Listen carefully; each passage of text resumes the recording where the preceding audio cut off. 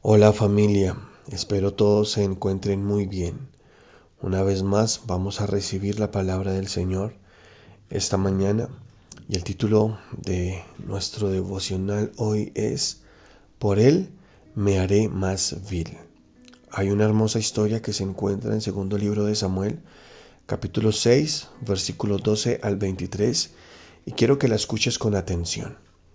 Fue dado aviso al rey David diciendo: Jehová ha bendecido la casa de Obed-Edom y todo lo que tiene a causa del arca de Dios. Entonces David fue y llevó con alegría el arca de Dios de casa de Obed-Edom a la ciudad de David. Y cuando los que llevaban el arca de Dios habían andado 6 pasos, él sacrificó un buey y un carnero engordado. Y David danzaba con toda su fuerza delante de Jehová.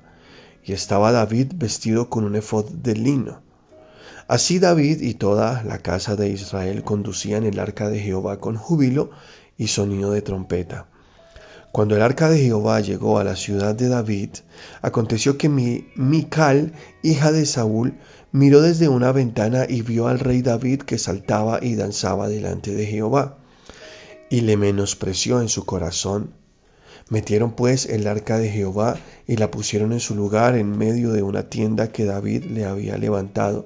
Y sacrificó David holocaustos y ofrendas de paz delante de Jehová.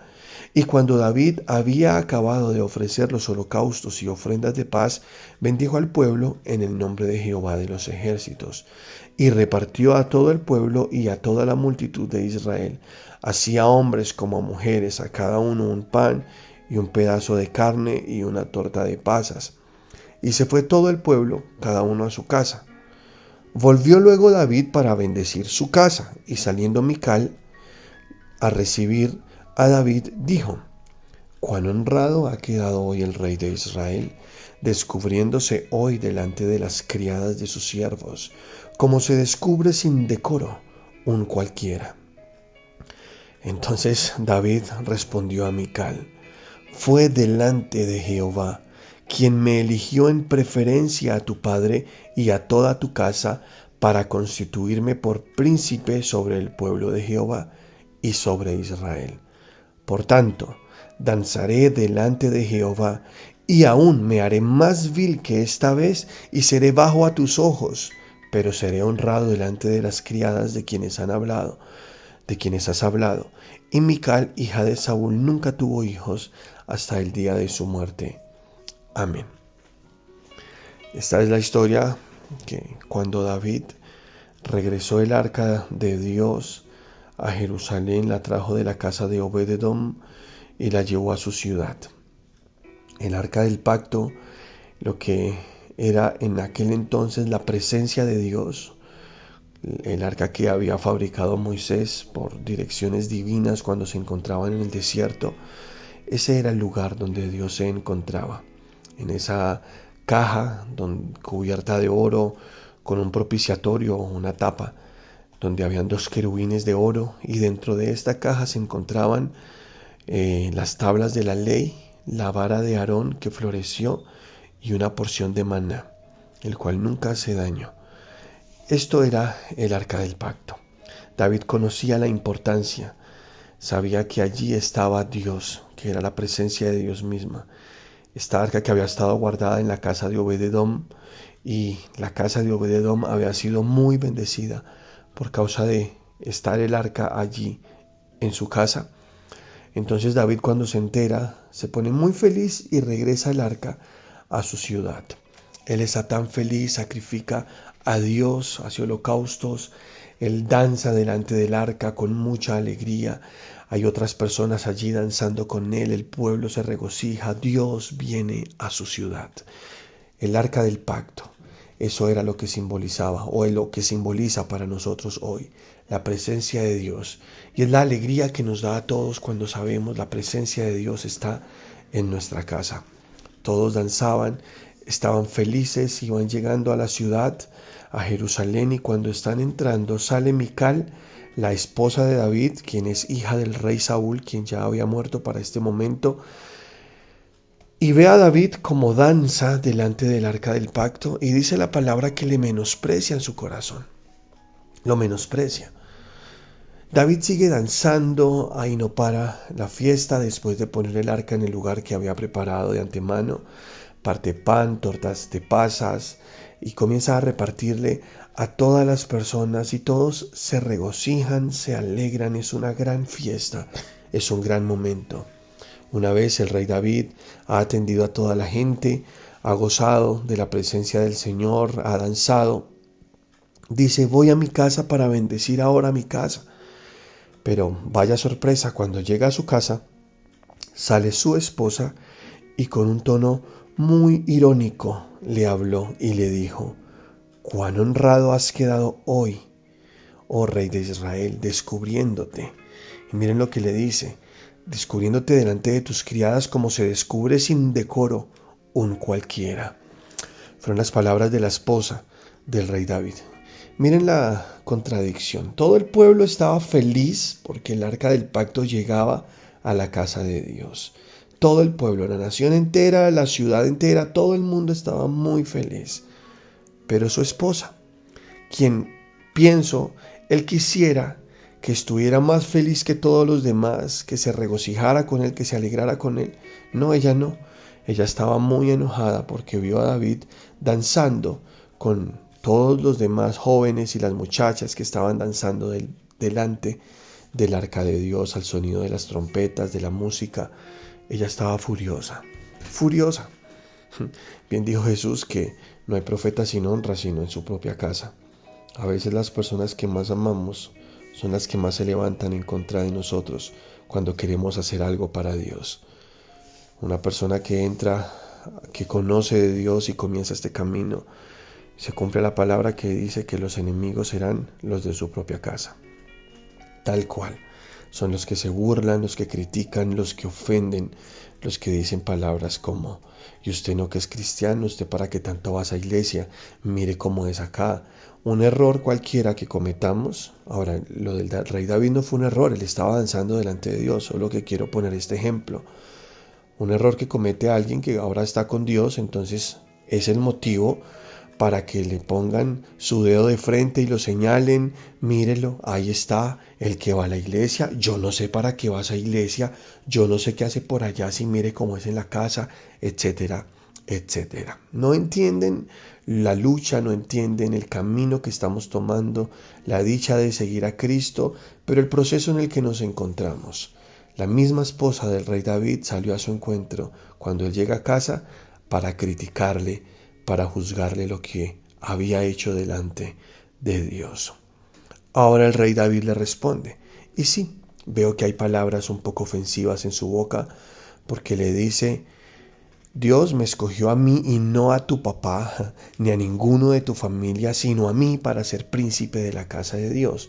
Creo que el rey David también respondió con ofensa, en una parte muy sensible para ella porque su padre había sido destronado, le habían quitado su trono, el rey Saúl, bueno, me refiero por Dios, el rey Saúl murió de una manera muy vil, de su casa nadie tomó el trono, sino que él, el que está frente a ella, el rey David, fue quien Dios eligió para ser el príncipe sobre el pueblo de Dios. Mical, me imagino, tiene heridas en su corazón por esto, y David le responde también con ofensa. Esa parte no quiero resaltar del rey David, pero aunque él decía la verdad, creo que no es la manera de hablar tampoco, pero sí quiero resaltar algo muy bonito que dice el rey David en medio de todas sus palabras, que dice él, fue delante de Jehová quien me eligió, omitamos lo que sigue, y luego dice, por tanto delante de él danzaré, delante de Jehová danzaré, y aún me haré más vil que esta vez. Aún seré más vil si es necesario. Danzaré delante de Dios estaré siempre humillando mi corazón y sirviéndole porque Él fue quien me eligió para hacer esto que estoy haciendo. Yo creo que debería ser nuestra respuesta ante las críticas cuando nos dicen que por qué hacemos lo que hacemos. Bueno, Dios me eligió para esto, amo hacer esto y si es necesario me haré más vil que esta vez. Con tal de agradar a Dios, de regocijarme delante de Dios. Me acuerdo de las palabras en Marcos 1:7 de Juan el Bautista cuando dijo: el que viene tras de mí es más poderoso que yo, a quien no soy digno de desatar la correa de su calzado. Yo a la verdad los bautizo con agua, pero él los bautizará con el Espíritu Santo. Y en el versículo 30 del capítulo 3 de Juan, también dice Juan el Bautista: es necesario que él crezca para que yo mengüe. Claro, criticaban a Juan porque estaba perdiendo sus seguidores, estaba perdiendo su fuerza, ya su ministerio no era tan exitoso como antes, y la respuesta de Juan el Bautista fue: es necesario que así sea, yo debo menguar para que Jesús crezca. Mi misión fue venir a mostrar a Cristo, no mostrarme a mí. Yo vine a preparar el camino del Mesías. Ya llegó el Mesías, ahora tengo que quitarme para que Él pueda tomar la gloria, tomar el lugar. Él debe crecer y yo debo menguar. Mira qué palabras tan preciosas. Por causa de Él, yo me haré más vil. Y lo que tenga que hacer para que el nombre de Jesús sea levantado y para que muchos conozcan de su salvación, lo voy a hacer, aun cuando esto implique quedar mal delante de las personas o no ser del agrado de los que me rodean, de mi familia.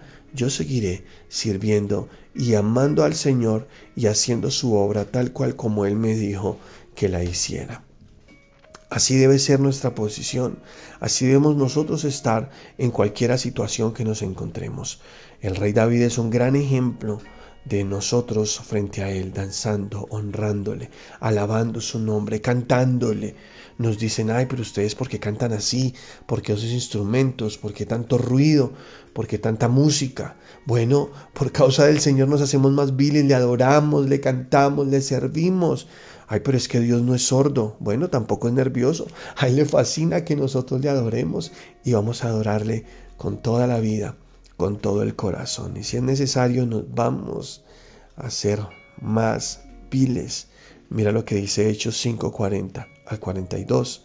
Y convinieron con él, y llamando a los apóstoles, después de azotarlos, les intimidaron que no hablasen en el nombre de Jesús, y los pusieron en libertad. Y ellos salieron de la presencia del concilio gozosos de haber sido tenidos por dignos de padecer afrenta por causa del nombre. Y todos los días en el templo y por las calles no cesaban de enseñar y predicar a Jesucristo. La predicación de estos hombres ocasionó la ira de los principales de la sinagoga, de los que estaban en aquel entonces como gobernantes, los que presidían allí, los fariseos, etcétera, y los arrestaron. Ellos habían sanado un cojo, ahora están frente al concilio, los azotan, los intimidan, les amenazan, los humillan. Creo que fue un momento muy duro. Si nos metemos en ese cuadro, estos hombres sufrieron una afrenta muy dolorosa. Pero cuando los amenazan y ellos salen, ¿cuáles fueron las expresiones, las palabras que dijeron? Salieron gozosos, dice la palabra, de haber sido tenidos por dignos de padecer afrenta por causa del nombre de Jesús. ¿Y esto los paró? No. Todos los días en el templo y por las casas no cesaban de enseñar y predicar a Jesucristo. Qué palabra tan linda. Hombres de Dios dispuestos a hacer lo que Dios les dijera sin importar la persecución que enfrentaran. Ellos estaban parados en una verdad. Ellos hacían lo que Dios les dijera. Esto ocasionó la ira, el repudio de muchos, pero aún así lo siguieron haciendo, porque por causa de Jesús nos haremos más viles, dijeron ellos, por haber sido dignos, tenidos por dignos de padecer afrenta por causa de Jesús.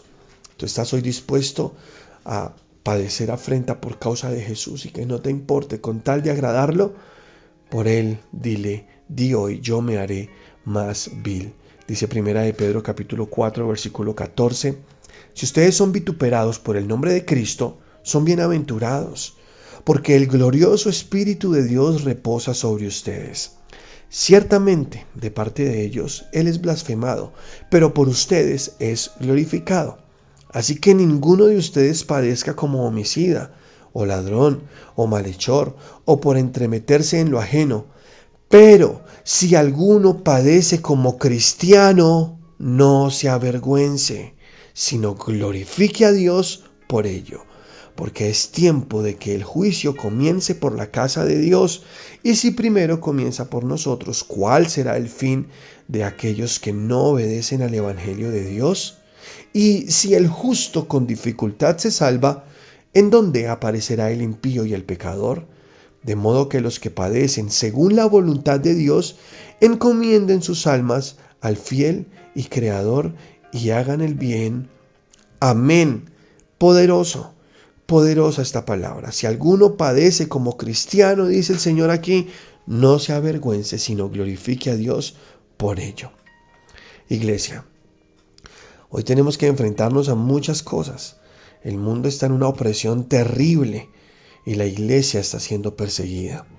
No se les haga raro que ahora vean que se despierta un odio en el mundo hacia los cristianos, porque Dios lo profetizó en su palabra que se levantaría un espíritu anticristo en los últimos tiempos muy fuerte. Pero bienaventurados son los que padecen persecución por causa de Cristo. Termino este devocional haciéndote esta pregunta.